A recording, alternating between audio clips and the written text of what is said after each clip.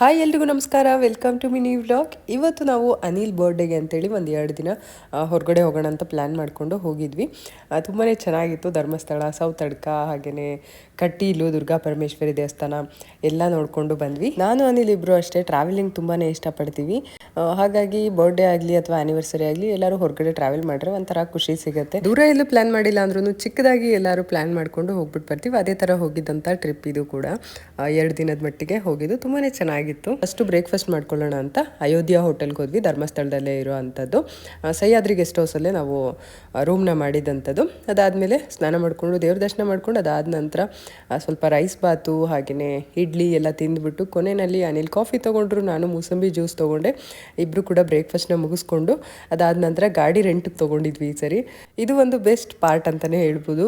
ಅದು ಇಲ್ಲಿ ಗಾಡಿನಲ್ಲಿ ಹೋಗೋದು ಎಷ್ಟು ಮಜವಾಗಿರುತ್ತೆ ಗೊತ್ತಾ, ಸಖತ್ತಾಗಿತ್ತು ಮಾತ್ರ. ಸಖತ್ತು ಸೀನಿಕ್ ವ್ಯೂವು, ಅಕ್ಕಪಕ್ಕ ರೋಡೆಲ್ಲ ಫುಲ್ಲು ಗ್ರೀನರಿ ಆಗಿತ್ತು. ಅಲ್ಲಲ್ಲಿ ಈ ಫಾಲ್ಸ್ ಥರ ಹಾಗೆಯೇ ವಾಟರ್ ಬಾಡೀಸ್ ಇದೆಲ್ಲ ನೋಡ್ತಾ ಇದ್ರೆ ಒಂಥರ ಖುಷಿ ಆಗ್ತಾಯಿತ್ತು. ತುಂಬಾ ಚೆನ್ನಾಗಿತ್ತು. ಗಾಡೀಲಿ ಹೋಗ್ಲಿಕ್ಕಂತೂ ಸಖತ್ತಾಗಿರುತ್ತೆ ಈ ರೋಡಲ್ಲಿ. ಒಂದ್ಸರಿ ಅಂದ್ಕೊಂಡ್ವಿ ಒಂದು ಸ್ಪೋರ್ಟ್ಸ್ ಬೈಕಲ್ಲಿ ಡ್ರೈವಿಂಗ್ ಹೋಗ್ತಾ ಇದ್ರೆ ಎಷ್ಟು ಚೆನ್ನಾಗಿರುತ್ತೆ ಅಂತ ಅನ್ನಿಸ್ತಾ ಇತ್ತು ನನಗೂ ಅನಿಲ್ಗೂ. ಬಟ್ ಈ ಗಾಡಿನಲ್ಲಿ ಹೋಗಿದ್ದು ಚೆನ್ನಾಗಿತ್ತು.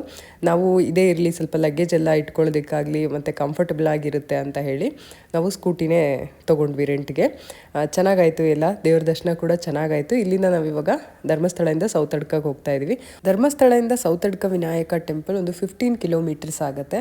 ತುಂಬಾ ಹತ್ತಿರ ಇದೆ ಅಂತ ಹೇಳ್ಬೋದು.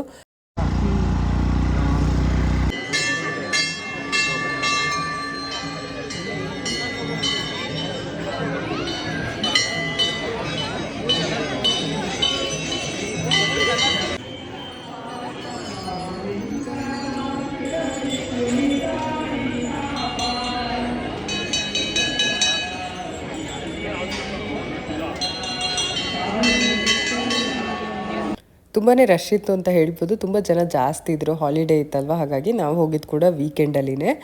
ಅದಕ್ಕೆ ಸ್ವಲ್ಪ ರಶ್ ಜಾಸ್ತಿನೇ ಇತ್ತು. ದೇವ್ರ ದರ್ಶನ ತುಂಬಾ ಚೆನ್ನಾಗಾಯಿತು. ದೇವ್ರ ದರ್ಶನ ಎಲ್ಲ ಮುಗಿಸ್ಕೊಂಡು ನಾವು ಕೂಡ ಪ್ರಸಾದ ತೊಗೊಂಡ್ವಿ. ಇಲ್ಲಿ 70 ರುಪೀಸ್ಗೆ ಅವಲಕ್ಕಿ ಪ್ರಸಾದ ಎಷ್ಟೊಂದು ಕೊಡ್ತಾರೆ.